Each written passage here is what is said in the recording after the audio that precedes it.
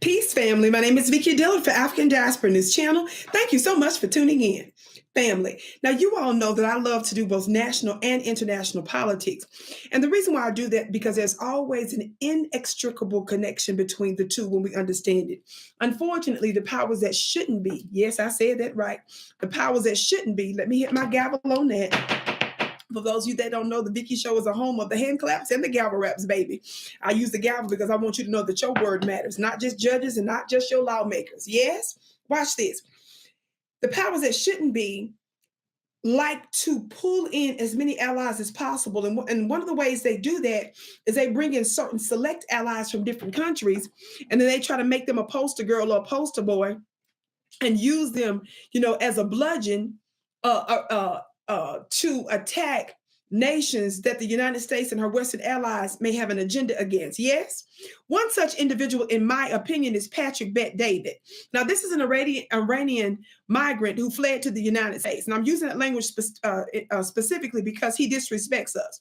Now, I talked about in one of my previous broadcasts the fact that I want you to take a look at this tweet here, where he had the nerve to be pocket watching Black athletes talking about basically wanting to know how it is that they're getting millions of dollars, a couple of $100 million since Jordan, and how much he would gotten paid. Now, you don't flee to this country and make money off of us and then start to question about Black athletes getting money. We built the country. We do billions and trillions each, if you ask me, to come here because you jealous. Now, that's where you got it wrong, but that's one tweet. Got another one that's out here, beloved, where I talked about the fact that he is obsessed with Black culture, because whenever you look up and look at this white man that's a conservative that loves to talk about pro-war and all that stuff that go along with white supremacist talking points and exploiting other countries and stuff, he loves to throw in hip hop. You see how they obsessed with us? It's weird. Like, he'll talk about Diddy. He talks about Suge Knight. He gets off into Biggie. Like, what is this Iranian talking about Biggie for? You understand? Biggie has passed away. What is he talking about Diddy for? And I ain't got no love for Diddy, but I'm just saying that doesn't match. You understand what I'm saying? But what it is, for those of you that don't understand, the white supremacist is obsessed with us, and it does something for us when they can analyze us. See, when you don't have this ancient melanin magic, all you can do is analyze it. Because the glory of it all, it leaves you in such awe that you want to sit back quarterbacking on the sidelines to analyze and to criticize, so that you can feel like you're a part of it by having something to say. Because you can never play that out. That's never, ever, ever, ever, ever, ever, never, ever, never, ever, ever, never, ever, ever, never, never, never, never, never. Did I say ever? Did I say never? Something you could ever do on a large scale like that. If one of y'all did it, it'll be an anomaly. This is not unusual for those of us that are Black. So in order for him to feel powerful and like an oppressor, they got to talk. That's the reason why they always in positions of being your athletic agent. They like to own athletic companies and teams and stuff. See, that's how they involved. They got to be your attorneys and stuff, PR, because they can never do what you do. They can sell the hot dogs in the stands for the games and stuff. Talk Black to me, somebody. Well, with that being said, I was a little disgusted by him, because when I checked him, of course, he wanted to respond back, because I reminded him and put him in his place that, bro, you from Iran, which I don't have no problem with Iran fighting to keep the West out their business and to stop stealing and destroying their region. I have a lot of other issues with some of the so-called Middle Eastern countries for a whole lot of other reasons. But first things first, you can't be taking out the whole country, blowing it up, America and the West. Talk Black to me, somebody.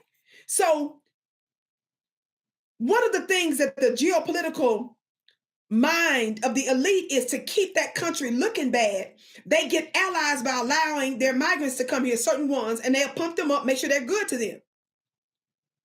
And a part of the assignment for a lot of them is make sure you don't like Black Americans, foundational Black Americans in particular. Make sure that your commentary is in that vein, and we'll let you make it. So he's made some allegedly at least some $100 million in his business and stuff, but he want to come here and worry about what we got going on. But watch this. I want you to listen to this very brief clip where he got an interview with Suge Knight, who's behind bars. He's a well-known hip-hop artist family. And I want you to listen to this portion of their interview while Suge Knight is locked up behind bars. I want you to listen to this, a little bit of this exchange. I've been seeing that. Go ahead. Yeah, I mean, obviously, with what you're saying, it's very important because you had a business model that is costing them money. You're spending less money, you're making more profit, you're making them look bad, and they're supposed to be the executives, the professionals, and you're the amateur building up a company on your own without a background. You didn't go to school to learn how to be an executive, and you're building a business doing $750 million. Here's a question for you. In the financial industry, you'll hear many times they'll say, you know, these companies are part of the too big to fail. For example, we can't let AIG go out of business. We can't let Bank of America go out of business. We can't let these guys go out of business. Is Biggie part of the too big to fail, or are there people way above Diddy that are part of the too big to fail that they'll always be protected, specifically when you say higher ups? Well, you got to look at it like this. Puffy is one of those black guys is probably more fear of white America in black America. We feel in black America, we pass all that. They can't get to him. In white America, you got to show them some respect. Are they going to spank him on his ass? Especially now, because when you really look at it, Ciroc was a great company that gave Puffy opportunity. I think he gave him $1,000 to get in, and then he was able to make all this money, and then he wanted more and more and more. And the first time, they didn't allow him to throw a tantrum, even with the stuff that people hit in with probably. So he told them, "Hey, you racist. You motherfuckers racist." They say, "Yeah." You know, I often say that I was raised in Compton, but I was made in Vegas at UNLV. UNLV taught me the opportunity to be around people that was business-minded, that was loyal, that was happy. And that's where my lessons came from. So I understand business better than most people. That's why I ain't never been in no damn videos. So at the end of the day, when Puffy went at the alcohol business, I used to play football with John Kennedy Jr. almost every weekend. One of the best guys I ever met and hung out with. We used to play football. But that being said, he come from a bootlegger family. Most of the big guys come from a bootlegger family. You know, the alcohol, when it was, before it was legal. These guys is smart enough to be humble, but wide enough to be aggressive tough. So when Puffy challenged him, and they knew Puffy lived in a glass house, his house came tumbling down because those rocks was coming through. Okay, did you see his arrogant self?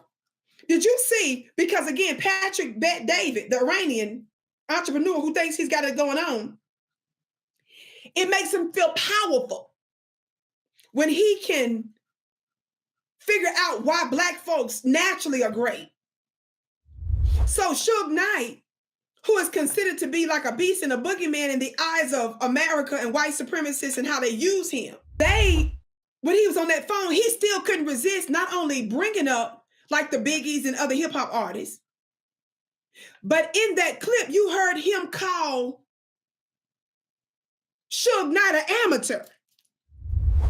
Yes, I said amateur. I know some people pronounce it as an amateur. I always did too, but one of the people said it's really technically one of the professionals. But anyway, amateur. So I'm not mispronouncing it for those of you that want to critique what I say. That's one of the alternative diacritical marks on pronunciation, but I'm gonna leave that alone. Because y'all be down there in the chat talking about that versus the substance of what I'm talking about. Anytime you got something to say about somebody's hair or somebody's look and somebody's nail, baby, you ain't good for the society. You ain't liberating our people if that's what you're talking about. You're a weak little tool for white supremacists when you talking like that.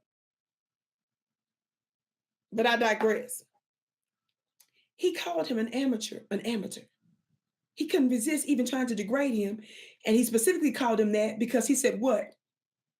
You're running basically a label or a company that's making $750 million at that time, plus very likely, and making them look bad. Like white folks is entitled to look good.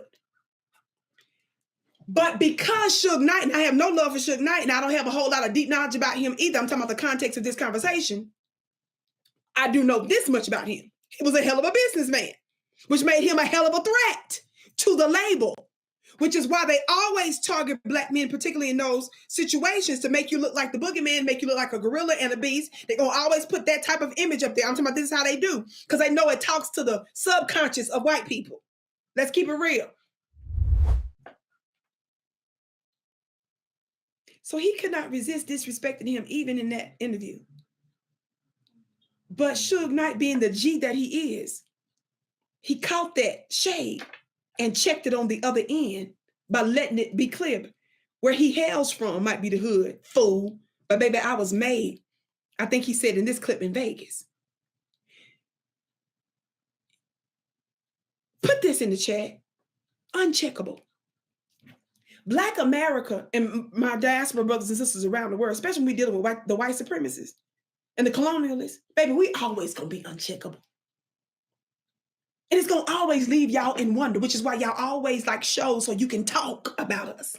That's why you sports commentators, that's all you can do is talk. You try to be a coach, like I said, a PR person. That's how you can stay connected to the glory and unfortunately pimp it. But I want us to use this as a situation to remind us that we can take over continuously the labels, our own magic, because it ain't yours. And if it's ours, that means we at least need to benefit from it. And we're not going to let an Iranian that is ostensibly white, Iranian, with a tan, come over here and disrespect us and obsess over us and talk crazy to us and use his power and position against us and think you ain't going to be checked. This girl from Mississippi is happy to do it for you. My name is Vicki Dillard, beloved. I can't wait to see what you have to say about this below. Be sure to go to my website and join my email list at VickiPlanet.com. Why? So that I can give you the direct notification, because I got so many yummy things coming down the pike. You don't want to miss it. Go to VickiPlanet.com. That's VICKI Planet.